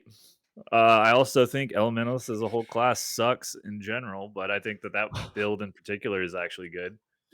I'll play whatever you want. I mean, actually, we gotta up the ante. Heal Weaver. on launch day, Heal I'm actually Weaver, going to bro. do a actual stream where I stream for more than 1 hour. So, Really? I might my go for boss, 24 aka hours. my wife. I'm thinking about I'm it. not doing that. So you're I'm saying that strongly I thinking should about it because start- I can't stream the next day, or like I won't be able to stream like at all basically until the weekend after that. So I'm thinking maybe I just do one day where it's just like insane, It's and then just I mad. and then I retire and I don't do anything for the Yeah. rest of the week. That's good. And The rest of the year. I'll be there, Snev, just after you end your stream Yeah. to leech Yeah, all the viewers. I envision that a lot of people will be DMing me on Discord and they're like, "What time are you going to end exactly so that I can go live just slightly before that?" Yeah, exactly. Yeah. Very base. The Waiting Cabal. Yeah. The Cabal. Watch out for the Cabal Yeah. people. The Cabal.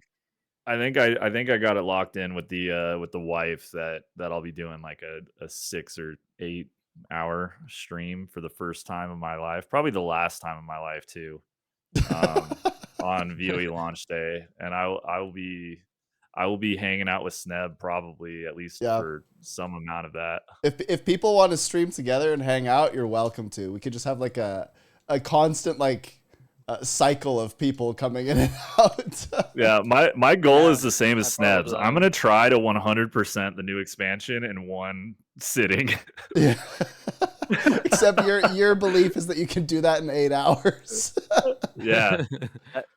Honestly, Unless it's not there's a terrible repeatable belief. hearts. Fact. Yeah.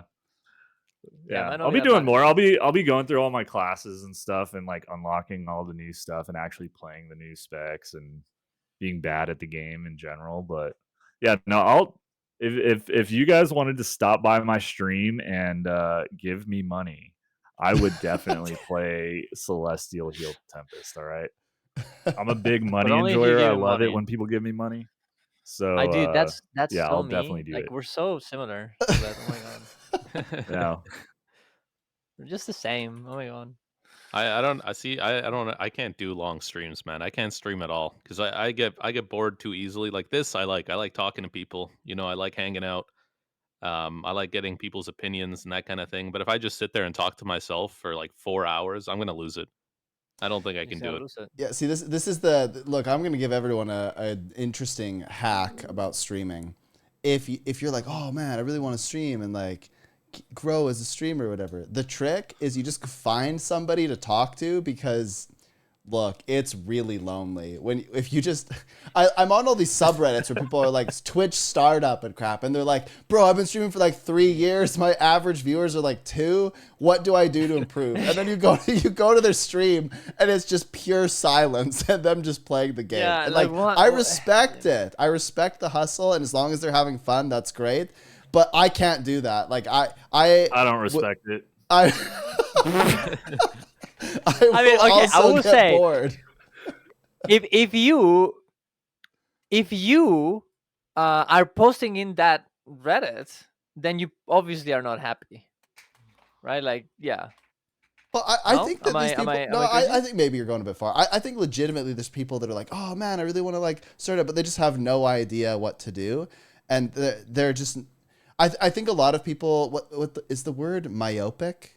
They get like tunnel visioned, right? They look and they're like, oh, like all I have to do is hit go live, but they don't realize that they have to like hold people's attention. And that's way harder to do than people think.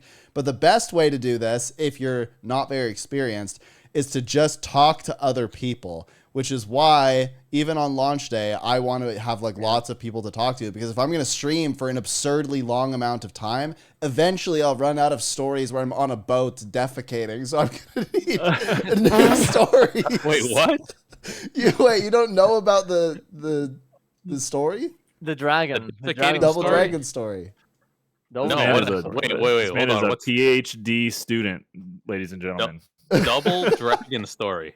You guys haven't heard Yeah, the the double double dragon dragon. story? Man, you guys He doesn't have know. lives and don't spend enough time on Twitch. Yeah, tune in Okay. on Tuesday Yeah. to hear the double dragon story. Yeah, dude, okay, Snev, Is this I am R-rated? asking, I am taking, I call shotgun for the double dragon story. I want to be there on stream together when you're talking about the dragon I mean, story, I'll bro. just I tell need the to be story there. now. If these two don't know it, I can give the give On the full double podcast. dragon. You wanna put this on we'll do YouTube, the double is what dragon you're story in the saying. podcast. You I've wanna- never told it on the podcast, so I can tell you the and double your dragon buddy- story. You and buddy were fishing, and then you guys started. What happens after that with the double dragons? Okay, no, here we go. We'll start this. Everybody buckle in, because this is a crazy story. Like this is Guild a Wars wild is a and crazy dragon-based game, so this makes sense. This is Yeah. actually Yeah. about This Guild is Wars. like this is the Dragon Storm on a boat version. the dragon storm. Yeah. There Okay. are two dragons there. You were right. Are you ready? Here it is. So I was ready. living in the Federated States of Micronesia. I was like a humanitarian missionary there. So I did ecclesiastical work. I helped people in their gardens, whatever. It's a very poor country. That's like 90% unemployment, mostly sustenance. Is that the word? Sustenance living or subsistence living? Whatever. Where people basically just grow their own food.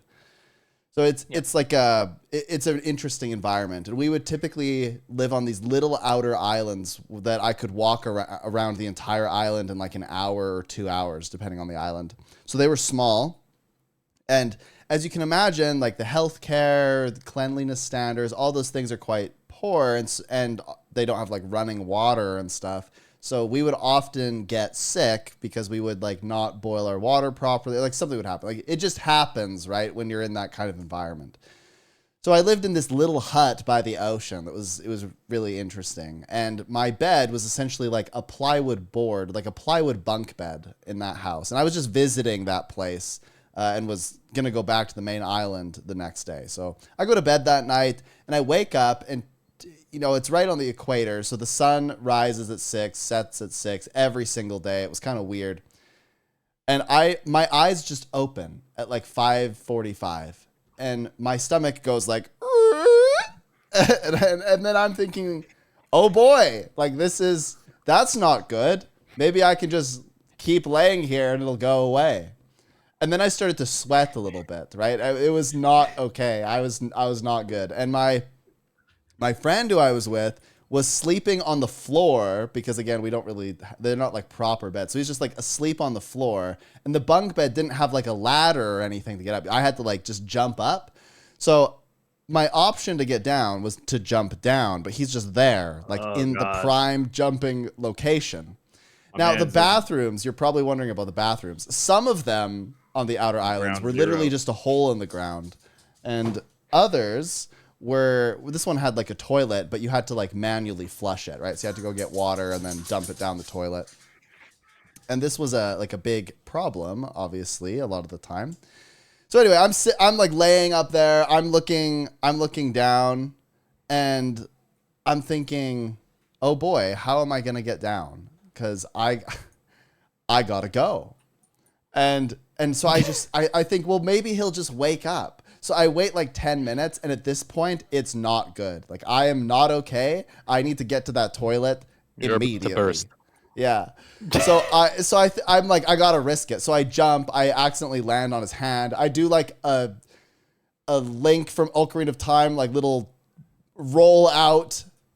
I run to the toilet. Now, Have you ever been in those public well, a lot of public bathrooms are like this, at least in North America, where, you know, there's no bottom. The door doesn't go all the way to the top and the bottom. It was like that. Like the bathroom has like no privacy essentially. So I'm there and I'm playing the songs of my people, right? Like it is not good.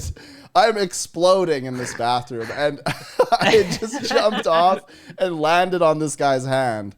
And I'm like, I begin sweating profusely, and then the double dragon begins, which is where you're struggling, you're sick, you're struggling. There's vomit. It's not good, right? It's bad. It's coming from both sides. Yeah. So okay, that's the double dragon. Yeah, that's the double dragon. So I then proceed to exit the bathroom, and my friend is sitting cross-legged in like a meditative stance, and he's just like, so. You okay, buddy? and I'm like, not really. I then, for the next like 3 hours, I proceed to just be entering and exiting the bathroom, doing the same routine over and over and over again. And I am suffering. Like I can't keep any fluids down at all. Right? Wait, are you double dragging the entire time? Oh yeah, it's really bad. So here's the big kicker to this. A boat is coming to get me to take me to the main island, and the boat ride is over open ocean, waves, the whole thing. Oh no! It's over open ocean for an hour, and I like every 20 minutes I've been going into this bathroom and just unleashing hell, right? Like it's not good. So I'm thinking like I don't think I can get on the boat, right? Like I don't know what we're gonna do. Like what is gonna happen, right? So I go into this like trance-like state when I get onto the boat. And the boat is not a nice boat. It's just like a regular motorboat that we sit on cross-legged on plywood on the boat. So I'm sitting cross-legged on plywood, holding on to the side of the boat, closing my eyes and just being like, please do not let this happen, right? So by some miracle, I do not poop my pants on the boat, and we get to the dock. So we get to the dock, and there's a house there with other missionaries there, and they're like the leaders of the area, and so they have like a nice house with it's like nicer than ours, right? Because they're not on an outer island, they're on the main island. So they have like plumbing, right? So I'm like, sweet. So I do this, you know what I'm talking about, the waddle walk, right? I'm like, oh boy, I gotta get, help. Yeah, double clenched butt cheek. Yeah, I'm full clenched, just thinking like maybe I can make it. So I get to their house. I don't even knock. I just open the door and like start waddle walking to the bathroom. And they're like, oh hey, how's it? And I open the bathroom door. It flings open, and there's no toilet. There's just a hole in the ground, and I'm like aghast, right? Like this was the thing I was not expecting at all. So I'm just stunned for a second, and then in my panic, I'm like starting to sweat. In my panic, I like look at them, and I'm like, "Where is your toilet?" And they're like, "Oh yeah, we had some plumbing problems, so the toilet's gone." And I'm like, "Well, what do I do?"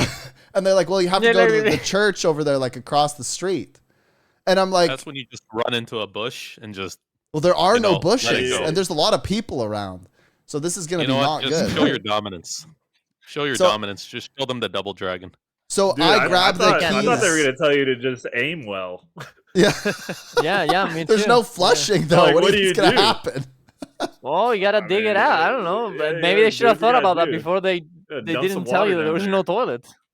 Yeah. I don't know, man. So I grab the keys from them and I waddle walk across the street, and I swear there's like 40 keys on this thing, and I don't know which one opens the door. So I'm sitting there at the door about to explode, trying every key. By some miracle, it's like the 7th key that works. I get in, I waddle walk to the bathroom, open the stall, unleash, right? Like I'm so relieved because I've made it, right? I've made it.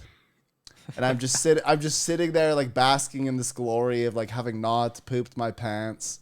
I'm sitting there and I'm like, yes. Then I go to reach for the toilet paper. And there is none. There is no toilet paper in the bathroom. There's zero. Hell yeah. And so Oh, no. I actually just sit there in shock for a while. I don't have a phone on me. I can't like call for help.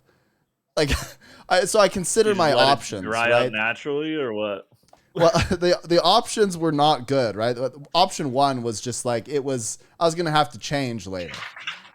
Option 2 was I just wait until someone finds me, which was probably, I think they would have forgotten about me. So and then option 3 is in my pocket. I had this little planner book, and it had little pages of paper. And I looked, I like brought out the book and I just looked at it. And I went, all right, this is it. I tore pieces of paper out of the book and I rubbed the fibers together so that it would get soft. And I used that. Wait, what was the book That's called? actually kind of based. It was just like little agenda book, like a little planning book, like a calendar. So let me get this straight. You went to this, it's a third world country. You went to these people's house who have plumbing problems, and they said, yo, our toilet's wrecked, so you got to go over to this church. And then you decided to go flush a bunch of planner papers down that toilet and wreck that one. Yeah, Yeah, true, so- dude. Actually, Wait, but it's true. You not just over. destroyed their only. Wait, it's Their Are only. you sure are you Oh, sure this just is wait. a good story about humanitarian efforts, or did you make it's it not worse? over. It gets even worse. So then I'm he like, ruined another one. so then I go to flush the toilet. Oh no. And you left No. them a little snap It- surprise. It does not flush. There's no water. So I'm Jesus standing there and I'm Christ. like, I can't just leave it in this condition. So what am I gonna do? Did you So write I- a note on one of the Toilet. pieces of paper, dude? Like, sorry, put it on the door. Yeah, with your finger or something, yeah. Jesus Christ. So- No, that's when you just blame someone else. So there's a big That's paint true. bucket right next to the toilet. So I grab the paint bucket. Dumped a bunch right? of paint. No, it doesn't have paint No in it. way. It's just like a big bucket, like one of those like industrial size. Anyway, it's like a big plastic bucket. So I grab this bucket. I walk out of the church. I go to the dock, and I do a scoop of shame and get like an entire thing of ocean water. I haul it back in, and then I manually flush the toilet. And that's Alright. the time when I I mean, had that was- Extreme Double Dragon. That's the That was story. that's a lot of driving. Yeah. Maybe the I will book was say- like instructions about how to flush, you know, and you didn't bother reading them. I will say mean, this: what you're a would they better man say? than me. You're a better man than me. I can never do humanitarian work. It sounds like you just had swamp ass for the entire time, and no pretty accurate, access actually. to any sort of creature comforts. I've been to third world countries, like I've been to India and stuff, through the military, and as much as I would like to help them, I am but one man, and it's just bad RNG, bro. Sorry. Jeez. There you go. Yeah, I got owned, but anyway, that's a good aside. I think we should end off on one On more VOE Oh. thing. Yeah. Wait, what? What did you Okay. say? On that, Oh we should my on gosh. that we should end this podcast on Double Dragon Story. What do you mean? Like that's a No, perfect way to hell end no. this. We need to re-rail a little bit. Okay, what are you most looking forward to, and what are you most concerned about for Tuesday? Someone guess I'll else start. I don't want to. Okay, go. Okay, I'll start then. I guess just the builds. I'm you know, I love builds. I love buildcraft. My That's a good Google point. just activated. But yeah. I'm most excited for builds. That's what I love doing. So, you know what? The elite specs are what I'm most excited to dive into and try out. And I can't wait to get my hands on them. So, that's what I'm excited about. Anything you're concerned about? Um, Any big worries? Concerns? I guess not. Maybe them getting changed to a point where I won't recognize them anymore. Where they just get, you know, complete, like the essence of what made them fun is just disappears after balance changes. I'm most excited about. Honestly, I'm just excited about the open world not being bad. I'm not 100% sure if that's gonna be the case, but if it isn't, I'm just gonna be so happy to not have to run the same metas over and over again that I've done since EOD. I just want that. I've been waiting for that since Soto, and maybe this time it'll be the time. I am very worried about though that this will not be the case and everything crumbles and everyone is dooming for like months and months and months. But then again, we do have the raid thing, right? The raid patch, Oh, and I the think raid, when that yes. happens, I'll be very happy because even if the metas are not the best, we can just do that, and everyone will be happy for at the very least the patch after that. What if you get another And tunnel, Darren's? Will it break you? if I get another tunnel, if the metas are not good, I will change my profile picture on Twitch to Dib because I will be breaking mentally for the entirety of 3 Darren's months. is That's unbreakable. what's gonna happen. Dude. I'm He is preemptively breaking right now. I he is preemptively yet broke to this begin to week. break. That's not true. I am broken right now. Okay, like that's the reality. I don't want to break too hard next week if it goes badly. So I've been preemptively breaking every day, so I can just be like, when it happens, I'm just ready. Okay, that's yeah. So I hope for the best, but I'm also very, very, very, very, very scared. So there you go. All right, I guess it's my turn. What am I looking forward to? That is a good question. I'm looking forward to the new elite specs because it's going to be more of the same. I still probably have yet to play even all of the End of Dragons elite specs to their maximum potential. But I'm looking forward to actually playing around with them in their final release state. We'll say that. I'm looking forward to the new legendaries. So that's kind of the main PvE stuff that I do in open world is building the legendary stuff. So legendary aqua breather is going to be top of the list. So that way I am finally complete. Not that I play a lot of underworld or underwater content, but the legendary aqua breather is going to be pretty much my number one priority. And then I do like the new spear, the way that one looks. I might actually keep it if it's not sellable. I might actually keep it. If it is sellable, I might sell it. But those the legendaries and the actual stuff to get, like the loot, is kind of what I'm most interested in. We'll see kind of what there is. That's I'm a big rewards guy, right? So I would like to see what the rewards are of this new expansion, because usually there's a lot of like little gizmos and stuff like that that are hidden throughout the X pack. So I'm looking forward to that. Concerns, basically the entire expansion in one way or another. All of it. Jesus Christ! So Oh my God! The concept of a plan. yeah. So the thing is Guild Wars and ArenaNet, they have really excellent ideas, and they've been very innovative in the past with a lot of their ideas. And some of their ideas came to fruition and got implemented really well, like the mounts of Path of Fire got implemented super well. And it was like it was awesome. And a lot of these things that we see, like with the LFG and with quick play and stuff like that, that implementation is really, like, the idea is excellent, right? I just want to see the execution be as equally good. I want it to be solid. I want everything to turn out good. I want the open world to be good. I want the metas to be good. I want the elite specs to be good. I want legendaries to be good, rewards, LFG, all of it to be good. Chances of that happening, though, probably pretty slim. There's going to be problems that arise, all right? So, but yeah, it's one of those things that I think that the game is good, and the elite specs themselves as the selling feature will make the rest like the existing game. I'll go play Luminary at Octavine if the new maps are bad, or I'll play the new Elite Specs in Wing 6 while I'm getting farmed by the CM bosses. Like, it's fine. So that's kind of where I'm at with it.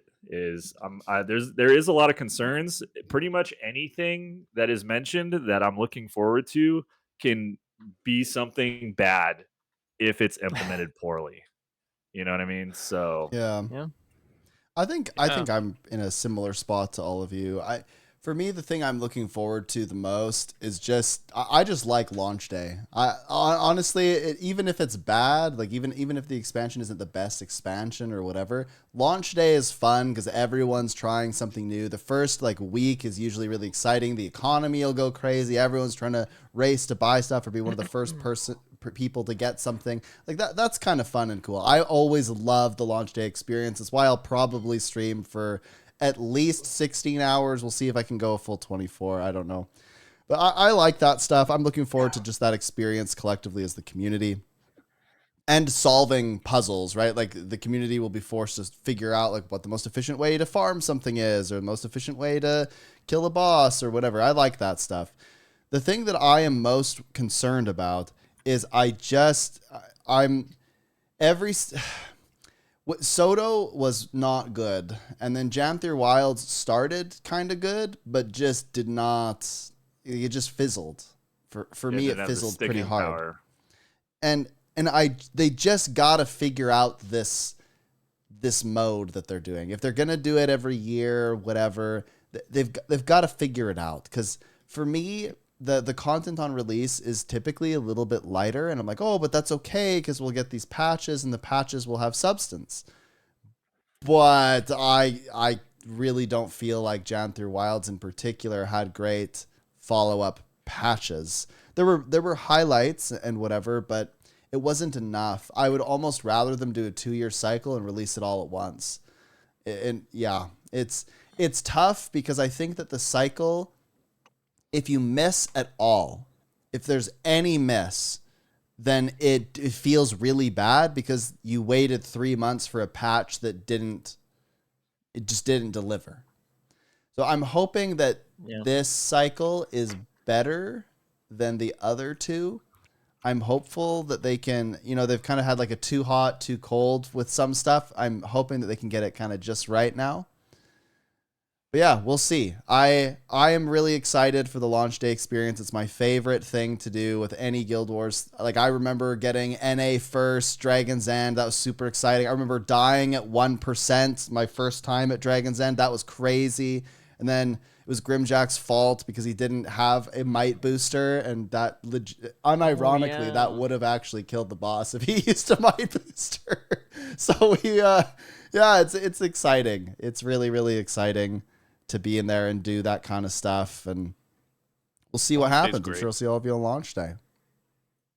Yeah, this will be my first time playing on launch day. Really? Yeah. I am a very incredibly busy person in my personal life, so. I mean, normally I'm watching Teapot play on launch day. That's normally my launch day experience. I'll tell you how committed I am to launch day. I am incredibly busy this semester. I'm TAing for a class. I'm just inundated with work. But it's so important to me that I play on launch day because I find that to be the most fun experience. That I am taking a bus because I go to school in a different city. I'm taking a bus back to my house for 1 day, basically. That is crazy. And then I'm taking a bus back up because I have classes, right? So Monday evening, taking a bus back home, sleeping, waking up at 4 a.m, starting stream, going as long as humanly possible into the next day, because that'll be so essentially I'll stream the entirety of Tuesday into Wednesday. Then I'm maybe going to sleep for a few hours, get on a bus, and go back.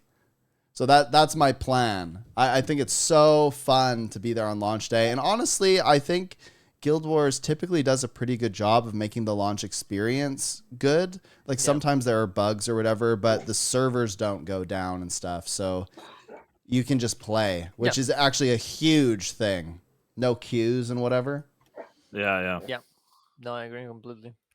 Yeah, I think the only problem in Janter was like the Rift meme, right? That was it. Like Somebody asked me what I like about launch day. Very, very simply, launch day is the most exciting because everything is new and unsolved. So everybody is trying to figure things out, make guides. They're all communicating. Remember how earlier we were talking about what makes a meta good is when everyone's talking? Well, what makes an MMO good is when everyone is talking. And it turns out that launch day requires that people talk. It requires that they ask questions because they can't just go look up a guide. They legitimately have to be like, has anyone found this book, right? I need help finding, or they like band together and they try to do things collectively, which to me just highlights something really fun about launch day. I also like it because I can't just zoom through and just like if I don't think launch day is going to have like big CM bosses or anything, but when there's launches for CMs and stuff, those are really fun because everyone's racing, right? Like there's some level of competition. There will be a level of competition, like who can get the achievement points the fastest. I know the achievement nerds will be on that. And then there'll be a competition for like who can get through the story first or who can get the legendary spear or whatever. I just think that is really cool. Really, really cool. Yeah. Yeah, I agree.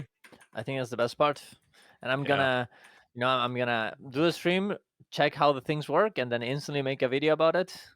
Hell Go to sleep and then start the stream Yeah. again. That's just the plan. I must address video. Sorry, I must address one more chatter. We don't all hate the game. We're just clowning on it because we like it. We're treating it like our younger brother that we can make fun of but still love. Yes. Yeah. I mean, look, I'm literally sitting in a room filled with Guild Wars 2 merchandise. I do like the game a lot. And I think there are a lot of things to love about the game and be excited for, but I can also make fun of the things that haven't worked out and be critical of them and say what needs to be better without saying, "Oh, I hate everything." I wouldn't play the game if I hated it. And that goes for everyone in the call. Yeah. Yeah, I agree. Yeah, I definitely don't make videos for 2 years straight on a game that I don't like to play and I don't enjoy. Yeah. Yeah, for real. Anyway, any last thoughts from anybody?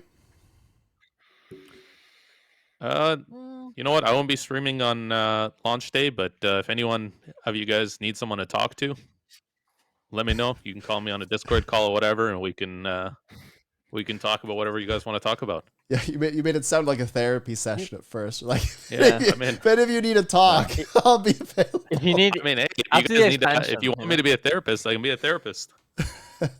If you're breaking because of the expansion, go to Mr. Mystic. This is what I need.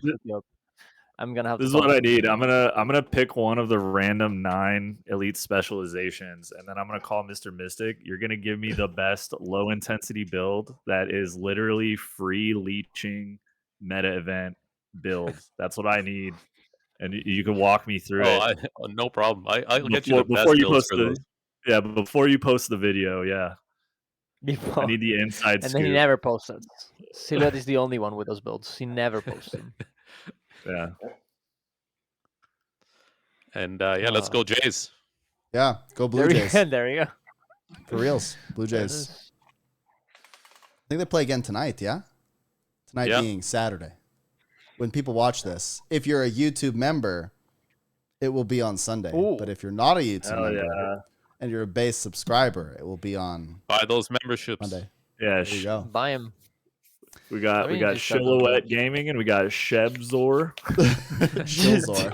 Shebzor. You can't even. Oh wait, Darren's with Shill. That's a good one. I like that. Yeah, Darren's with the S stands for Shill. Yeah, that's me. Like Wheezy F baby, and the F is for phenomenal. You know what I'm saying? But that will only happen once I get partner. Let's see. Oh my gosh. Okay. I like that. When Darren's when. All right. When. Okay. We're ending this. We can't even talk before it about gets too out of hand, but we can do after show. People, thank you all for being on the show today. Remember, everybody, like, subscribe, go follow all these people's channels, give them all of your money, and we'll see you next time. Yeah, I hope everybody has a good VOE launch. Let us know down in the comments below what you're most looking forward to and what you're most anxious about or what you're a little bit skeptical about. And yeah, don't forget to go. I'm gonna go full giveaway fiesta. So if people are on my stream, I've got legendary stuff. I've got gems. It's gonna be a fiesta. Gimmick. Straight gimmick. Straight gimmick. I do it one day a year, and it becomes gimmick. One day a year, Silhouette. Yeah. Giveaway hell. My own personal giveaway hell is always a giveaway. Giveaway dragon. I like that. Yeah. You should call it giveaway slop. dragon. Double dragon giveaway. Yeah, No, here's a gimmick. Hold on. You puke. My man the is just goals. trying to buy viewers. Like, subscribe for the dog. Aw, Like, that is subscribe for the that is dog. very good. Like, subscribe There for you the go. dog. I got a dog too. I would subscribe. Does not I have would a do shock this. collar. Never has. Never. Wow. Yeah, dude. I don't know, This man. option- Can you zoom in? Colors are I'm not overrated. sure, You bro. just We're gonna have to go full need to beat Twitch 'em. detective. yeah, you don't need Yeah, to I'm shock gonna have him, to you go just back need in to your beat him. vaults, bro. Yeah. Notice how he doesn't have like some platform behind me that he's forced to sit on all day. That's also interesting. That's also Neb's that is alter important. ego, Zeus. Oh my gosh. Okay. Okay. GG. Leave a comment, subscribe, all those things, and we'll talk to you guys later. Bye.